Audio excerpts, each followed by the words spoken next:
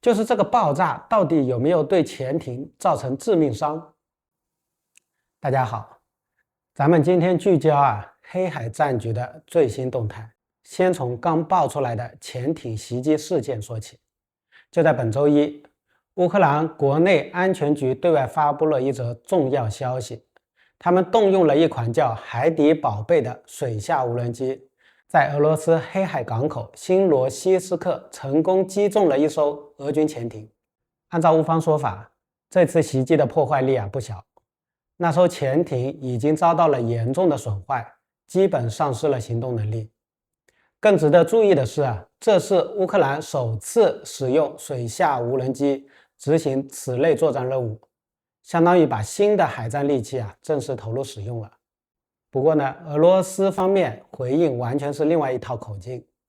俄罗斯黑海舰队新闻处处长卢列夫表示说敌方企图利用水下航行器实施破坏活动，但未能得逞。卢列夫还直接否认乌方潜艇在新罗西斯克海军基地被摧毁的说法，等于现在乌俄两方对这件事情描述完全是对立的，真相还暂时处于各执一词的状态。不过为了让大家更加直观地了解情况乌安全局还同步放出了现场视频，咱们一起来聚焦一下画面细节。能清楚看到新罗西斯克港口里面停了不少的战舰，大家注意左上方那个用圆圈标出来的位置，是一块黑色长方形的区域露在水面上。通过图片对比这大概率就是俄罗斯舰艇的舰桥。再看爆炸瞬间，现场直接溅起了巨大的海浪，冲击力确实很强。不过有个细节值得注意一下，就是从画面上来看就这爆炸点和疑似潜艇的位置估计得有30多米吧。就是这个爆炸到底有没有对潜艇造成致命伤，暂时还没办法下结论呢。现在黑海区域的战争已经成了俄乌战争中最关键的一个区域了。现在我们来梳理一下黑海战局的3个阶段。这第一阶段是2002年战争初期的时候，敖德萨封锁战。当时俄军刚开始特别军事行动，就把目标锁定在乌克兰黑海沿岸的核心港口敖德萨。这一旦封锁这里，乌克兰海上运输线就会被直接掐断，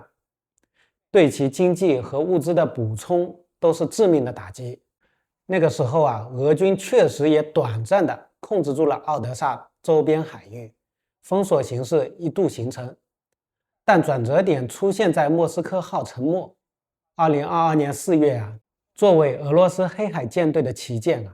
莫斯科号巡洋舰意外被击沉。这不仅让俄军损失了万吨级主力战舰，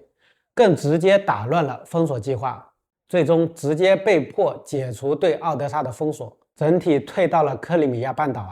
这第二阶段呢，是2002年到2004年的克里米亚坚守战。撤退到克里米亚后乌军把塞瓦斯托波尔港当作新的作战枢纽，一边坚守克里米亚阵地，一边从这里向乌克兰本土发射导弹。但是这个枢纽也没有守住2004年8月，乌克兰用远程导弹发起精准打击，不仅打掉了塞瓦斯托波尔港内靠近顿河畔罗斯托夫号潜艇的俄军指挥部，还摧毁了周边很多军舰，直接让俄军在克里米亚的部署崩盘，只能再次向后撤退。这一次就直接退到了俄罗斯本土港口。那第3阶段呢，就是现在了。黑海舰队撤回本土后，就把新罗西斯克设为新的指挥中心。按常理这里离乌克兰战区塞瓦斯托波尔港远得多，本应更安全，作战调度更便捷。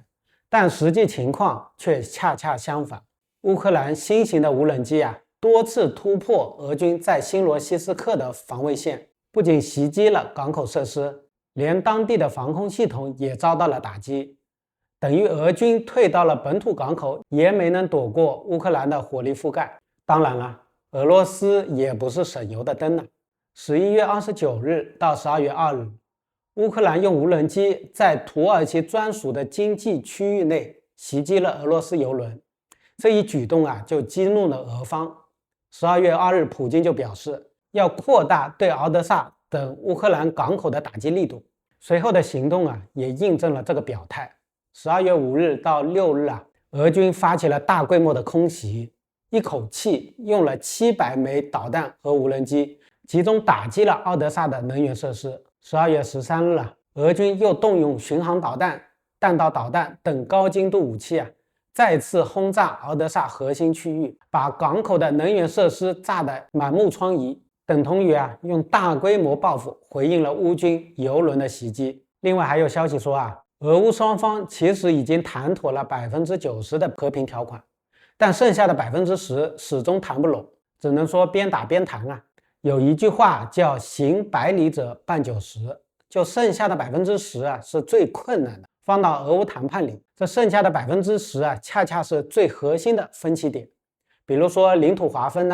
军事存在资源控制等这些问题根本没办法靠坐下来谈解决，最终还是要看谁能在战场上拿下实质的优势。要说现在黑海的战局既是武器装备的较量，也是谈判桌上的战场延伸。新罗西斯克的潜艇遇袭，敖德萨的导弹轰炸，本质上都是双方为那10%的条款争取筹码。接下来的局势走向大概率是谈不拢就打，打累了就谈，而这最后10公里的艰难才是决定俄乌未来走向的关键。